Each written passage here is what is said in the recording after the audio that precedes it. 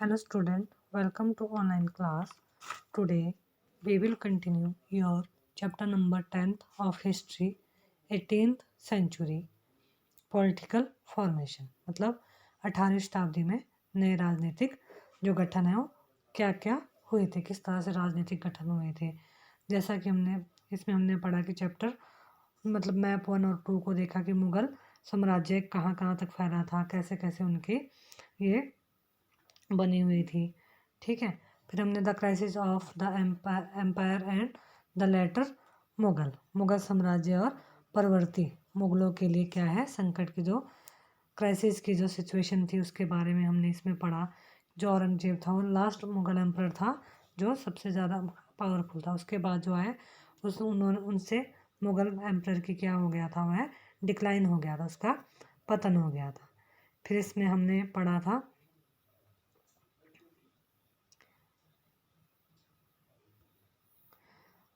Emergence of new state, जो इसमें नए राज्यों का उदय हुआ था, वो सब हमने फर्स्ट वीडियो में पढ़ लिया है। इस वीडियो में हम पढ़ेंगे द ओल्ड मुगल प्रोविंसेस मतलब मुगल साम्राज्य, पुराने मुगल प्रांत। ठीक है, कौन कौन से थे उनके बारे में हम इस चैप्टर में पढ़ेंगे।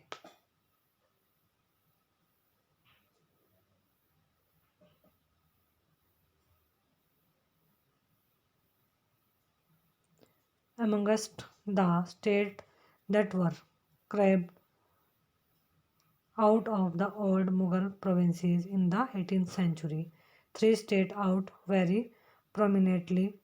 These were Awadh, Bengal, and Hyderabad.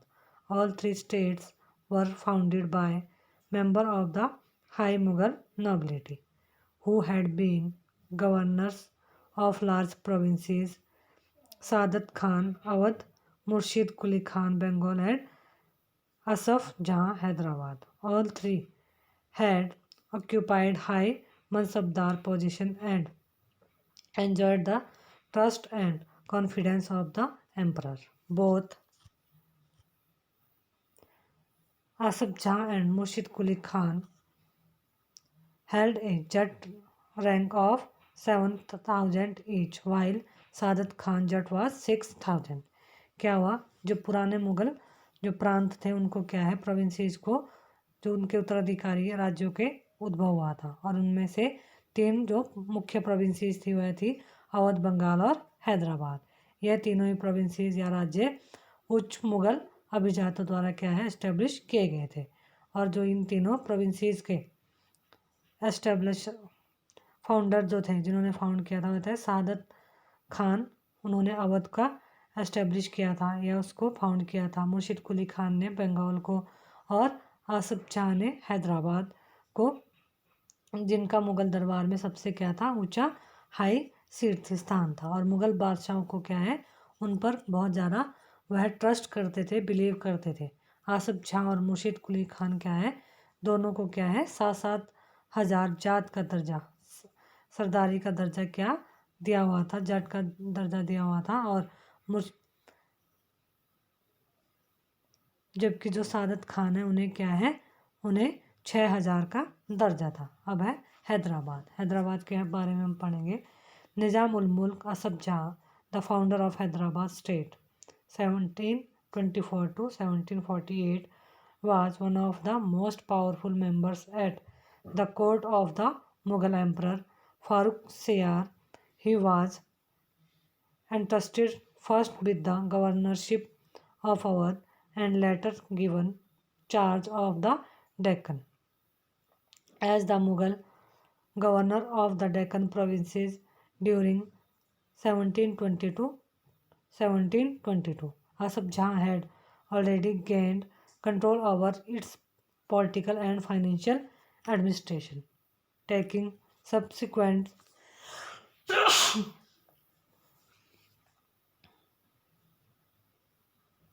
advantage of the turmoil in the Deccan and the competition amongst the court nobility.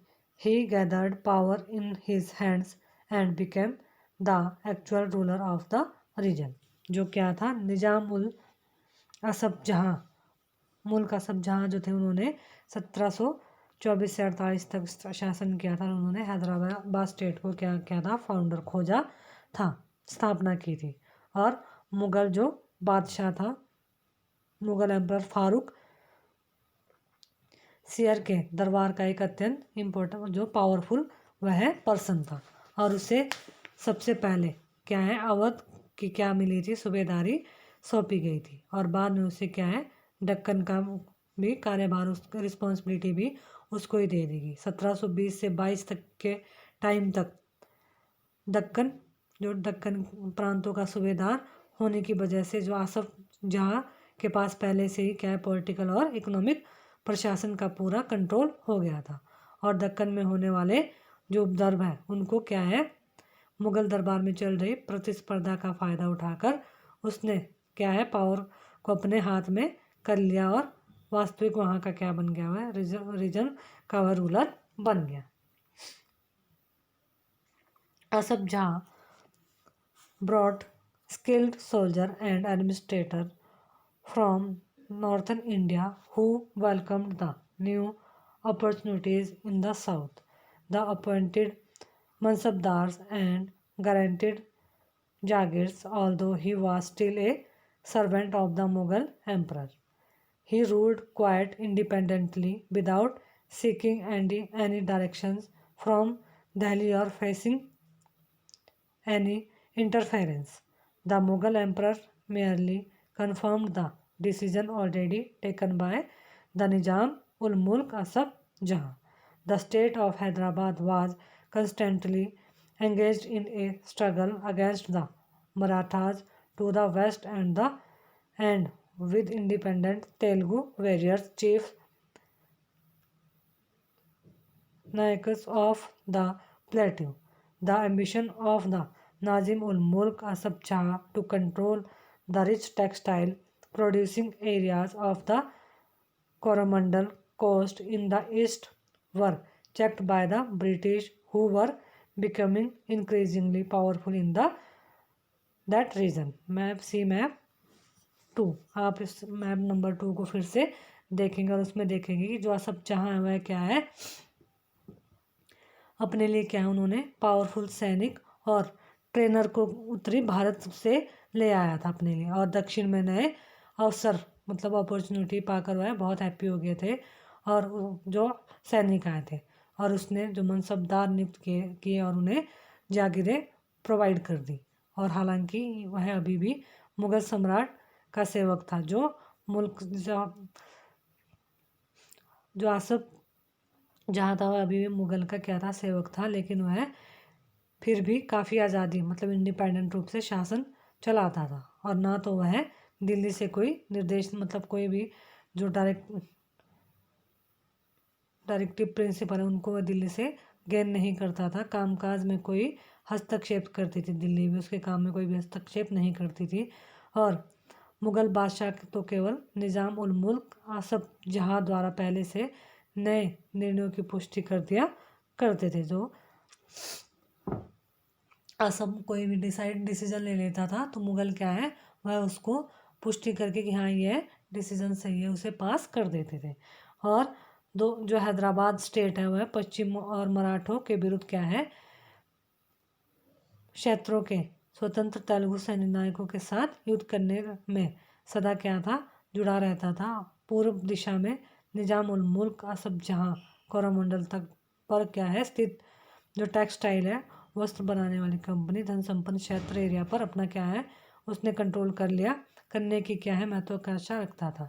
और उनकी इस इच्छा को उस क्षेत्र में ब्रिटिश शक्ति की उपस्थिति के कारण क्या है, जो ब्रिटिश पावर थी वहाँ पे उन्होंने उसके जो डिमांड थी या उसकी जो विशेष थी उसको पूरा नहीं होने दिया था। यह है निज़ाम आर्मी के बारे में।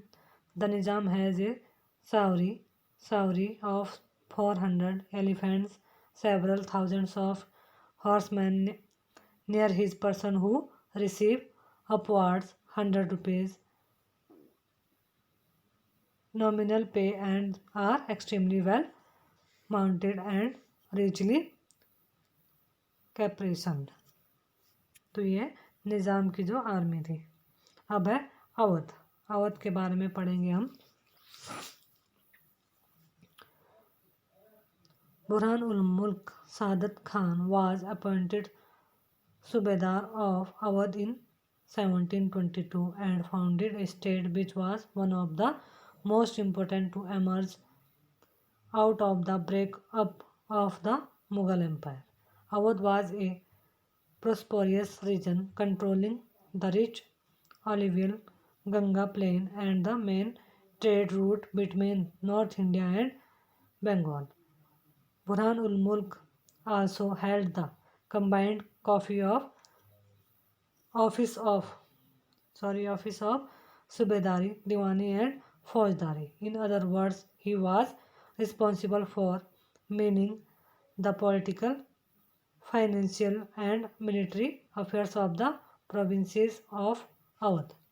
जो बुरहान उल मुल्क सादत खान को क्या है 1722 में अवध का क्या है सूबेदार बना दिया गया था। और मुगल साम्राज्य का जो डिक्लाइन हो रहा था, पर जो राज्य बने उनमें से ये राज्य क्या था, सबसे ज़्यादा इम्पोर्टेंट राज्यों में से एक स्टेट था। और अवध जो स्टेट है उसमें सबसे पावरफुल या सबसे ज़्यादा समृद्धशाली मतलब रिच स्टेट था। जो गंगा नदी, ये कहा था जो गंगा रिवर है हमारी, उसके कोस्टल पर मैदान में फैला हुआ था। और उत्तरी भारत में, नॉर्थ इंडिया में तथा बंगाल के बीच जो ट्रेड के मुख्य मार्ग उसी से होकर जाते थे।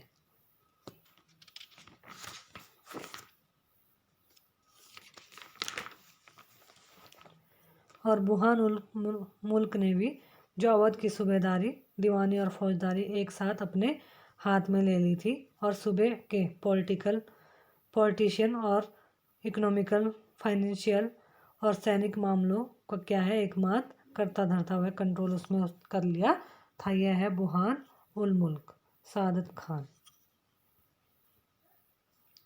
बुरहान उल मुल्क tried to decrease Mughal influence in the Awadh region by reducing the number of office holders, Jagidars appointed by the Mughals. He also reduced the size of Jagirs and appointed his own loyal servant to vacant position. The accounts of Jagidars were checked to prevent cheating and the revenues of all districts were raised by official appointed by the Nawab's court. He seized a number of Rajput Jamindars daris and the agriculturally fertile land of the Afghan of Rohilkhand. उसने क्या किया, बुरहान उल मुल्क ने जो अवध का area है उसको जो मुग़ल एम्परर थे उनके कंट्रोल से, इन्फ्लुएंस से, उनके अफेक्टेड से क्या है कम करने की उसने ट्राई करता रहा। और मुग़लों द्वारा नियुक्त जो अधिकारी थे, जागीरदारी की जो संख्या है उसमें भी उसने क्या, जागीरदारी की जो मेंबरशिप की संख्या थी उसको भी उसने कम करने की कोशिश कर दी। और जागीरों का जो साइज़ है उसमें भी उसको भी कम कर दिया। और रिक्त स्थानों पर अपने निष्ठावान सेवकों, मतलब जो जहाँ खाली हो गया वहाँ पर उसने जो उसके सिपाही थे या सेवक थे उनको वहाँ का शासक बना दिया। धोखाधड़ी को रोकने के लिए भी जागीर अधिकारियों के खातों व लेखों की जांच की गई। और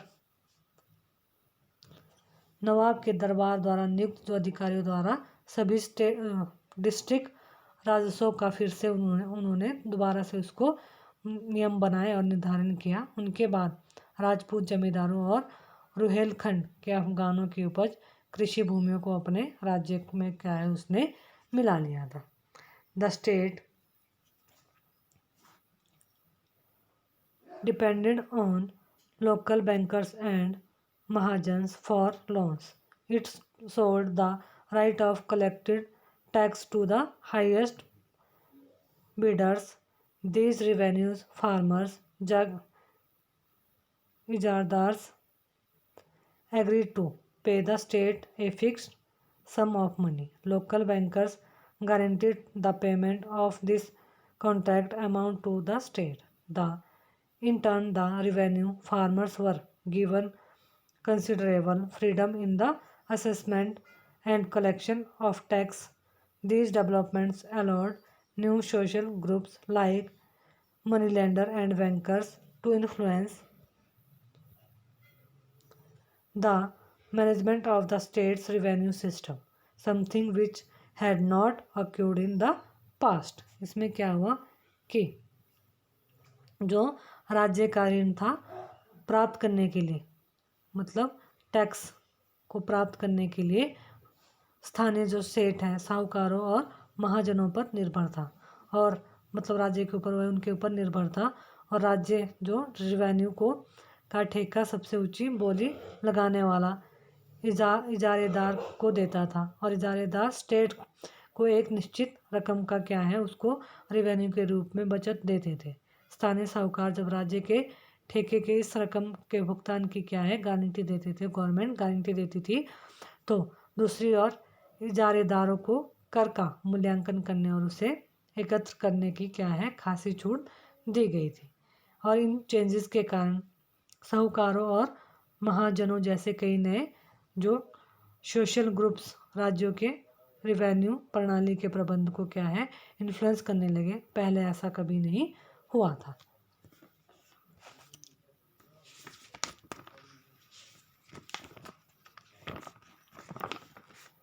अब है Bengal. Bengal gradually broke away from Mughal control under Murshid Quli Khan, who was appointed as the naib duty to the governor of the province, although never a formal subedar. Murshid Quli Khan very quickly seized all the power that went with that office. Like the rulers of Hyderabad and Awadh, he also commanded the revenue administration of the state. In an effort to reduce Mughal influence in Bengal, he transferred all Mughal Jagirdars to Odisha and ordered a major reassessment of the revenue of Bengal. Revenue was collected in cash with great strictness from the Jamidar. As a result, many Jamidars had to borrow money from bankers and moneylenders. These unable to pay were forced to sell their lands to larger जमींदार। क्या होता था, मुर्शिद कुली खान जो leader बना था बंगाल का और उसने उसकी स्थापना की है, हो गया था नियंत्रण कंट्रोल से, मुगल के कंट्रोल से अलग हो गया था। और जो मुर्शिद कुली खान थे वह वहाँ के नायब बने थे, और यानी कि जो प्रांत है प्रोविंसी सूबेदार के जो प्रतिनियुक्ति थी, यह मुर्शिद कुली खान औपचारिक रूप से सूबेदार कभी न, मतलब जो है वहाँ का सूबेदार कभी भी अपॉइंट नहीं हुआ, और उसने बहुत जल्द सूबेदार के पद से जुड़ी हुई जो पावर है वह अपने कंट्रोल में ले ली थी। और हैदराबाद और अवध के शासकों की तरह उसने भी क्या है राज्य का जो रिवेन्यू है, टैक्स है, उसको एडमिनिस्ट्रेशन पर अपना कंट्रोल जमाया उसने। फिर बंगाल में मुग़ल प्रभाव को कम करने के लिए, मतलब बंगाल में जो मुग़ल का इफेक्ट था उसको कम करने के लिए उसने बंगाल का जो रिवेन्यू का बड़े पैमाने पर क्या है उसको दोबारा से बनाया और आदेश दिया, उसने ऑर्डर दे दिया कि सभी जो जमींदार से बड़ी कठोरता से क्या है रिवेन्यू कलेक्ट किया जाएगा। और इसका परिणाम स्वरूप बहुत सारे जो जमींदारों को क्या है महाजनों तथा जो जमींदार थे छोटे छोटे वह बड़े बड़े जमींदारों और साहूकारों से क्या है रिवेन्यू देने के लिए कर्ज लेते थे, उसके बदले में उन्हें क्या है नहीं कर पाते थे, उन्हें क्या है मजबूरन अपनी जो उनकी लैंड है उसे बेचना पड़ता था। The formation of A regional state in 18th century Bengal therefore led to considerable change amongst the zamindars. The close connection between the state and banker noticeable in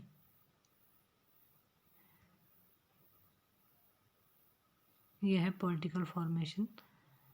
Hyderabad and Awadh as well was evident in Bengal under the rule of Alivardi Khan 1740 to 1756. During the reign, the banking house of Jagat Seth became extremely prosperous. क्या हुआ इस प्रकार जो 18th century में बंगाल एक क्या है, क्षेत्रीय राज्य, एक क्या है, शाह राज्य बन जाने के से जमींदारों में काफ़ी क्या है चेंजेस आए, और राज्य के जो साहूकार के बीच हैदराबाद तथा अवध में जो आपस में रिलेशनशिप थी, संबंध थे, वह अलवर्दी खान के शासनकाल में बंगाल में भी स्पष्ट दिखाई दिया।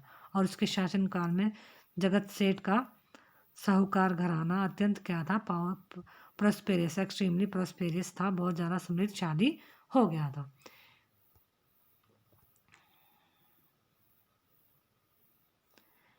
If we take a bird's eye view, we can detect three common features amongst these states. First, those many of the larger states were established by erstwhile Mughal nobles. They were highly suspicious of some of the administrative system that the had inherited, in particular the Jagidari system. Second, their method to tax collection differed rather than railing upon the officer of the state.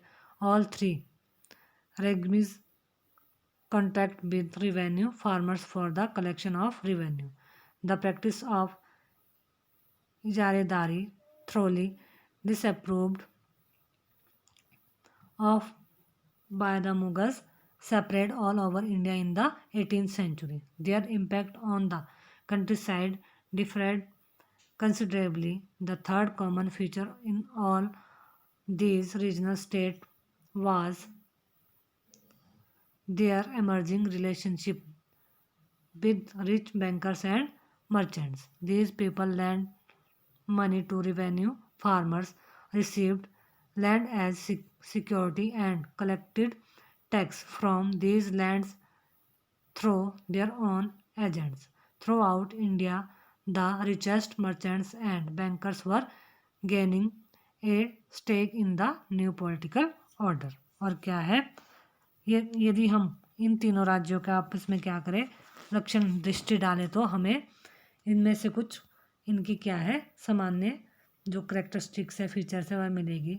First of all, यद्यपि बड़े राज्य पुराने मुगल अभिजात द्वारा स्थापित किए गए थे, यह अभिजात कुछ प्रशासनिक अवस्थाओं के प्रति क्या थे, संदेहास्पद थे, और जो उत्तराधिकारी में मिले थे। विशेषता वह जागीरदारी व्यवस्था को क्या है अत्यंत संदेह की मतलब दृष्टि से देखा करते थे। और उसका दूसरे फीचर्स है कि टैक्स को प्राप्त करने के जो उनके तरीके थे, सिस्टम थे, वह क्या है भिन्न थे। और कर टैक्स को संग्रह के लिए राज्य स्टेट के जो अधिकारी है उन पर निर्भर होता रहकर तीनों राज्यों जैसे हैदराबाद, अवध, बंगाल से राजस्व वसूली के लिए इजारेदारी के साथ ठेके कर लिए। और इजारेदारी की जो प्रथा जो मुगल द्वारा पूर्णतः नापसंद की गई थी, इसको मुगल ने सही नहीं माना था। 18th सेंचुरी के समस्त में क्या हुआ, जो ऑल इंडिया में फैल गई थी, और देहात के उसके प्रभाव से क्षेत्रीय भिन्नताएं भी थी। और इन सभी क्षेत्रीय राज्यों में तीसरा जो सामान्य लक्षण था वह था उनमें राज्यों और राज्य धनी और महाजनों तथा वाणिज्य जनों के बीच क्या थे, रिलेशनशिप उभरने लगे थे। और जो रिच पर्सन है, महाजन है, और लगान कर टैक्स को कलेक्ट करने वाले इजारेदार को पैसा उधार देते थे, बदले में क्या है प्रतिभूत जमानत या बंधक के रूप में उनकी क्या है लैंड को रखा जाता था, और उनकी जोतों से अपने खुद के कारिंदों को क्या है जरिए कर वसूल किया जाता था। और इस प्रकार समस्त भारत में जो क्या है धन टैक्सेस साहूकारों और महाजनों की इस नई पॉलिटिकल सिस्टम पर साझेदारी बढ़ गई है। मतलब साहूकारों की, बैंकर्स की, मर्चेंट्स के साथ क्या है रिलेशनशिप गेन हो गई है। इसके बाद द वतन जागीर टू द राजपूतों की वतन जागीर है, इसको हम नेक्स्ट वीडियो में करेंगे।